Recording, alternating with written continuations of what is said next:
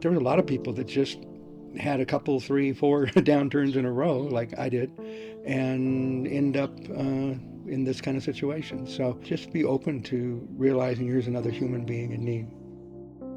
One of the most complex yet urgent things that we have to address is the crisis around housing. It is tied to an economic crisis, it's tied to a mental health crisis, to a substance use disorder crisis, and it is real and it is complex.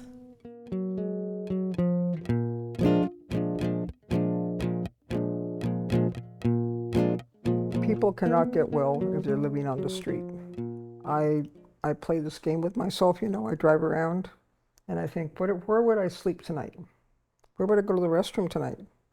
How could I get clean? And I remember when I was younger being one paycheck away from not making the rent. If I'd have been fired or the burger kitchen burned down, I would have been out on the street. There was a study that came out recently. I think it said that you'd have to work 70 or 80 hours a week at minimum wage to afford an average apartment in Tucson. Finding a place to sleep is one of the biggest challenges for a lot of us. And when we're focused on that, it's hard to focus on all those other things that people think you should be focusing on, like going and getting a job or doing whatever else. Of course, most of us are very open to these other suggestions, but it is challenging to think about anything else when you're making sure you get the next meal, making sure that you find a place for the night. You get a simple bedroom like this, that solves almost all of those problems.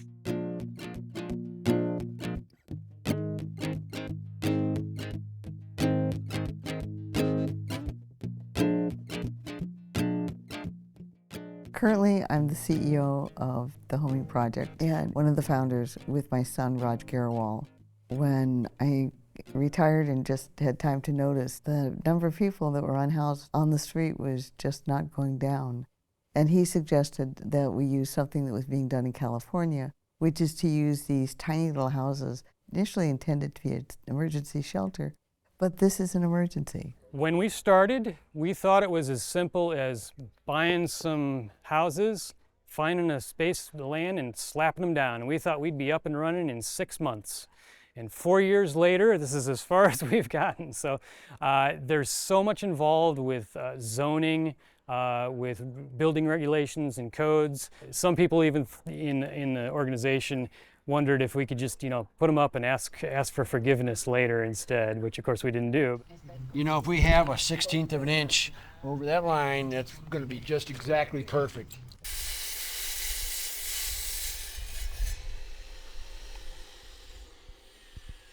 Just exactly perfect. Y'all want to line up? I think we started off with maybe 25 people, then 50, and now we have, I think, close to 500.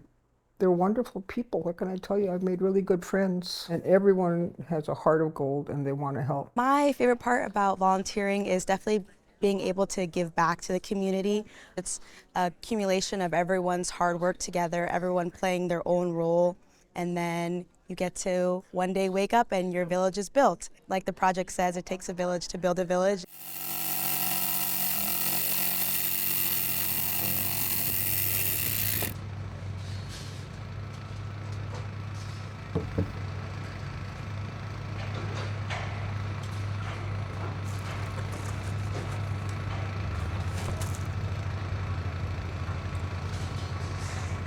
What this is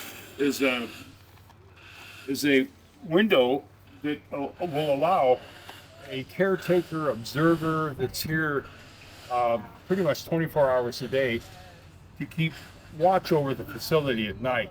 It gives people a dignified, clean, safe place to live, but it also provides security. This is just a simple observation window here to give the night watchman a clear view of everything that's going on after hours.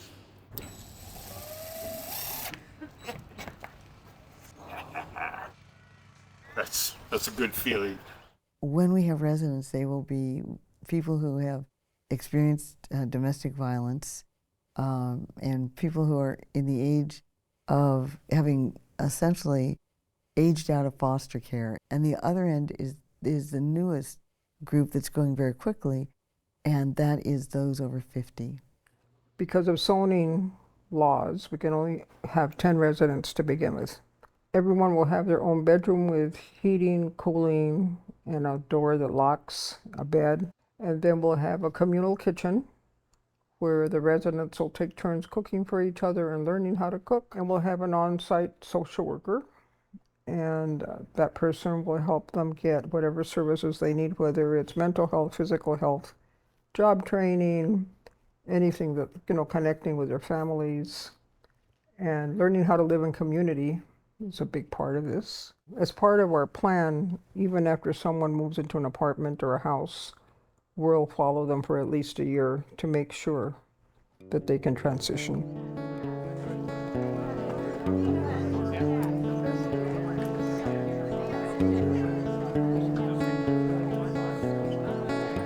Esperanza, the Spanish word, like I said, is hope. It's a perfect name for this first village.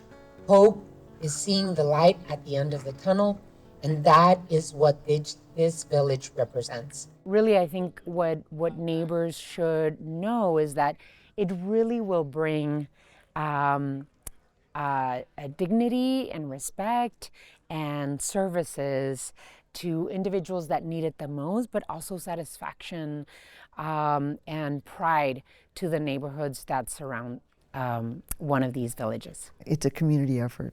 It is a private citizens effort, and it has had, tens of thousands of hours of individuals who just donated their time, and hundreds of thousands of dollars donated by just private individuals. And that is how this has been built. If everyone gives a little, there's tremendous results. Even anything small, if it's $1, if it's $4, if it's an hour of your day or 30 minutes of your day, give back. In January of 2026, we will start the process of starting another much bigger place. We already have 2 other sites, and they are over 4 acres each. And those will each have 100. And so for those, we will actually have on-site services. And we hope that we're just going to start one after another. We do not want to make a business out of homelessness. We want to get rid of it. This is the day to rejoice, though our task is far from done. For now belongs to love, and today is when tomorrow begins. 3, 2,